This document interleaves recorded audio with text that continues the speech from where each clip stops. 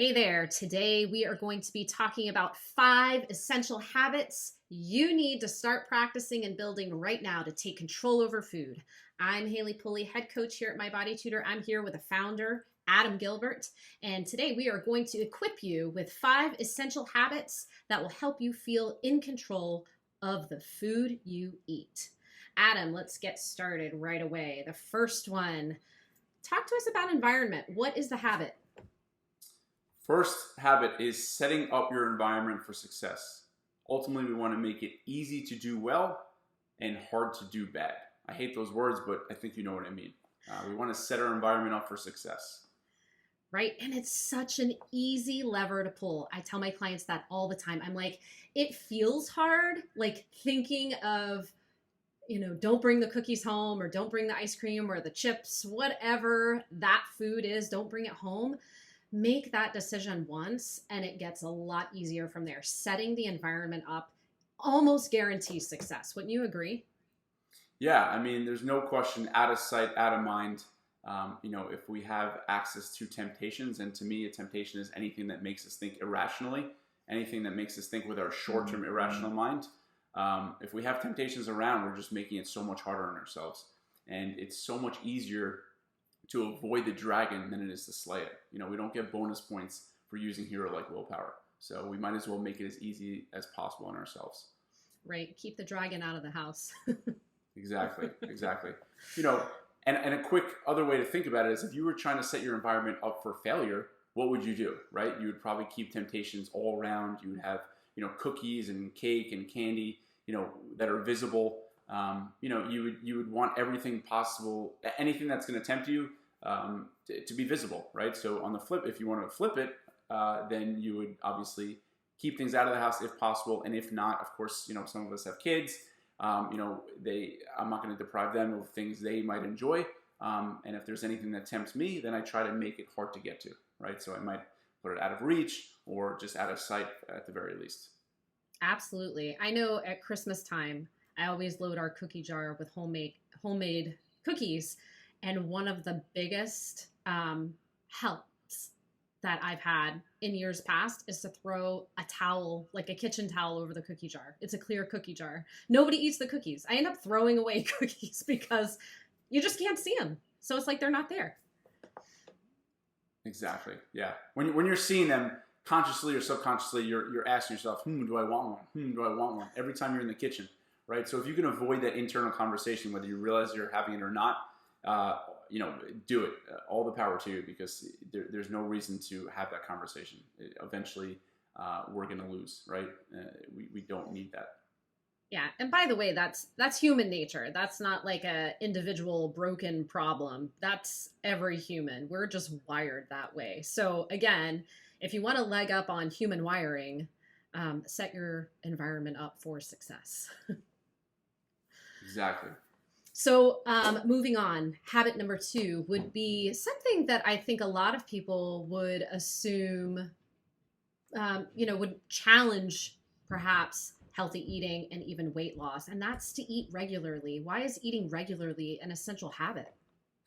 Well, I always say the best offense is defense, and that is eating regularly, right? If we let ourselves get hungry, that's when all the crazy thoughts come into play, right? That's when we're like, I'm in the mood for this, or that sounds good, or, what sounds good? And ultimately, the hungrier we are, the louder our short-term irrational mind gets. So by eating regularly, you're taming that short-term irrational mind. And it really is, such a powerful thing. And clients love it because they feel like they have to, they come into this thinking they have to starve themselves to lose weight. But I think that's exactly the opposite. I think starving themselves is actually why they're gaining weight and not able to lose weight, is because they're not able to tame that short-term irrational mind we all have.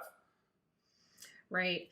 And here's the thing to know is that the brain needs a certain amount of nutrition, right? So it's going to drive you into those irrational places with food, making it feel like you're out of control, which you essentially will be, because if you starve it long enough, the brain and the body, it's going to shift into overdrive and it's going to take what it wants. You will be out of control. Yeah, and it leads into, my favorite catch-22 is, in order to not eat, a dieter needs willpower.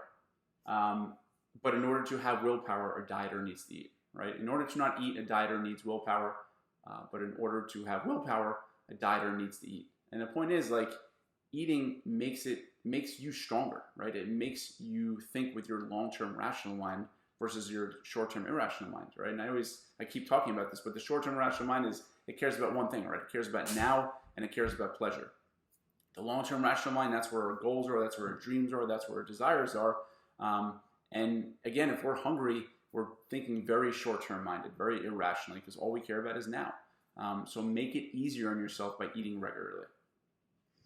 So let's go ahead and jump into essential habit number 3 for feeling in control over food, and that's planning ahead. And I truly think that is sort of taking 1 and 2 and combining them, right? You're planning ahead to eat regularly, and you have to set your environment up so that you can execute that plan. And the other thing it does is equips us with willpower, right? Because willpower is making decisions all the time. And so planning ahead, making those plans ahead, making decisions ahead. Give us some more information about that.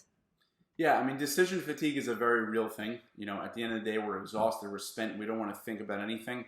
And that's why we typically will, default to the easiest thing. So by planning ahead, you're actually saving yourself from that decision fatigue, and you're making the decision ahead of time. You're setting it and forgetting it. So the more you can think in advance, the more you could save yourself from your future self, from your more exhausted, stressed, overwhelmed self, the better. And also part of planning ahead is also, making sure you have groceries, right? Making sure you have the foods you like to eat available. And most people, they go grocery shopping Sunday or Monday, and they're good for the first few days of the week, but by Thursday, Friday, there's not much left. So part of planning ahead is also making sure you have the right supplies, the right foods that you like for the end of the week. So you're not having to rely on takeout or restaurants or whatever it might be. Right. And I just want to say this before we finish up and talk about the last 2 habits. These are habits, right? So this takes practice. This takes time to develop this and build this. So it's not something that you want to go into thinking you have to overhaul everything. And certainly something like meal planning and prepping and grocery shopping, it takes a little while to kind of build momentum on those things. But it is something that will support you feeling in control. The more you can anticipate your needs, the more in control you are of your outcomes. Right, Adam? Absolutely. No question about it. Well said. Thanks. So the next essential habit kind of steps away from tactics of food and environment, eating. It's a really interesting one. It has an acronym in it, which is Adam's favorite thing ever. So Adam, tell us what GROW TFD is. I love a good acronym. So if I had to share one piece of advice with my kids, it really, that I think would help them achieve what they want and get to where they want to be, wherever they want to go is, it would be TFD, and that means tolerance for discomfort. And I sincerely believe that, discomfort is, it gets in the way of what we want. And I think many of us, especially as we get older, our tolerance for discomfort vanishes. It dissipates. It dissipates, then eventually vanishes if we're not careful. So by practicing your tolerance for discomfort actively is really, really powerful. So can you give us an example? Yeah, so I think it's important to realize also, discomfort, again, I think for many people it has this negative connotation. And discomfort simply means we're doing something differently, right? If we do what we've always done, it's going to feel comfortable. If we do something differently, it's going to feel uncomfortable by nature, right? So just knowing that something is uncomfortable, it's like, hey, you know what? That's good. This is my compass. It lets me know I'm doing something differently. And of course, if we want different results or if we want, a different outcome, we have to do different things. So that's why I like to say discomfort is our compass. But it's also important to note the levels of discomfort, right? So for me, if I think of, a scale of 0 or 1 being the easiest or the least uncomfortable, and say 100 being the most uncomfortable, to me 100 would probably be like running a marathon, right? To me that's highly uncomfortable. It probably doesn't get worse than that, right? Whereas 1 might be, grocery shopping, or might be submitting your daily report to your coach every night. Whatever it might be, I think having the perspective of how uncomfortable is this actually also helps you keep that in perspective and makes you think, you know what, it's actually not all that bad. Right. And I really think it's a skill that, it's applicable everywhere, right? So getting good at it in terms of food management, if you will, or health management, really has the opportunity to kind of touch every aspect of your life. So, I think that's great. I love the scale idea as well. Kind of think about all the things you go through in a day. How uncomfortable are you getting out of bed in the morning? Put that on a scale, right? Like, how uncomfortable is it leaving the cookies at the store? Put that on the scale, and kind of start to meter like your levels of discomfort. Where are you at now? And realize that you're not very far from change, right? You could go up one number on the scale and change could occur. Yeah, and having that scale again gives you a different perspective on the discomfort, on this big bad discomfort word we're talking about, and it makes you realize, hey, you know what, it's not all that bad. Yeah. So yeah, definitely keep that in mind. I was just going to say something and I totally forgot, but the show must continue. So That's all right. If you think of it, just interrupt me. We'll make sure you get it on video. So the last essential habit, number 5, is another one that's kind of out of left field. And it might seem like, oh yeah, that's a nice thought, but I really do think it's important. And that's habit of inquiring within. Enlighten us, Adam. yeah, I mean, so much of our eating is, we feel hungry. We're not sure if it's actually for food or something else. It's understanding what it is you're actually hungry for, right? Is it for food or is it for something else? So, all right. So you're saying get into the habit of checking your impulse to eat. Exactly, exactly. And because, this is all about why do I feel like I have no control over food? And it's first off, are you actually even hungry for food in the first place, right? Or is it for something else? Often it's not actually for food. It's for stress relief, a distraction, an escape, whatever it might be, but often it's not actually for food itself. Right. I also think, inquiring within allows us to kind of check in with the conversations in our head. You and I talked about this earlier, and, what we tell ourselves, you say this all the time, what we tell ourselves matters. It matters greatly. And for somebody to say, I have no control over food, well, there's a lot in there we can unravel, right? First of all, is it all food? Probably not, right? And then what does no control mean exactly? I mean, there's so many things to look at. So start getting inquisitive and curious, right? Curiosity leads to more information and more data with which to apply when you want to start changing something. Yeah, there's no question about that. It definitely helps.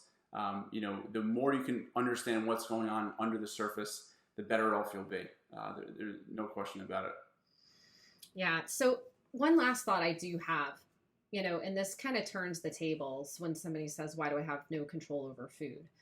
Uh, you know, it may not be the most fun way to inquire about it, but why do we choose to have no control over food, right? And that's really asking ourselves, like, what am I avoiding? And so, again, it just kind of goes back to essential habit number 5. We got to dig. We got to understand, what is it I'm avoiding by choosing to have no control over this food? Yeah, and it's important to realize every behavior has a motivation, right? So when you're saying I have no control over food, that's serving you in some way, right? It's serving you in some way. So every behavior has a motivation.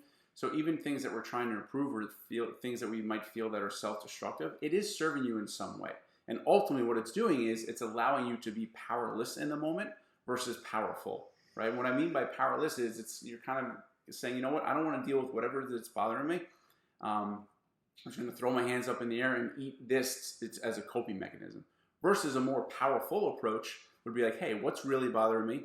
What can I do about it? And why don't I do anything about it? That's the more powerful approach. That's the mindset we're after. So keep that in mind, right? Ask yourself, how is this food serving me? And what is it allowing me to avoid? I like it.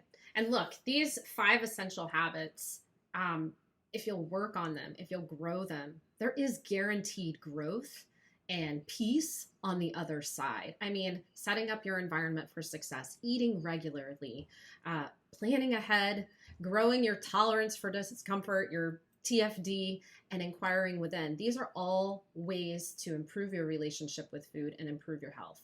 Right, Adam? No question about it. Some of them sound like common sense. They're often not common practice, and some of them require a little digging. But as you said, it is well worth it. It's truly a game changer. And they all require practice, though. And I think a lot of people expect practice. You practice a few times and then that's it. No, you have to practice consistently. You have to practice. Practice also means it's going to be uncomfortable, as we said, TFD, right? And embrace that tolerance, embrace that discomfort, and try to grow your TFD. The more you can grow your tolerance for discomfort, the more successful you'll be, because again, it means you're doing something differently. Absolutely. All right, guys, thanks. We'll see you next time. Hey guys, thanks for watching. If you liked that video, check out the link for another great video right here. And if you're having trouble staying consistent, if you feel like you know what to do but just can't seem to do it, I invite you to check out our coaching program. It's in the link below. We offer one-to-one accountability, coaching, support. I know you're going to love it, and let's go. Together we can make it happen.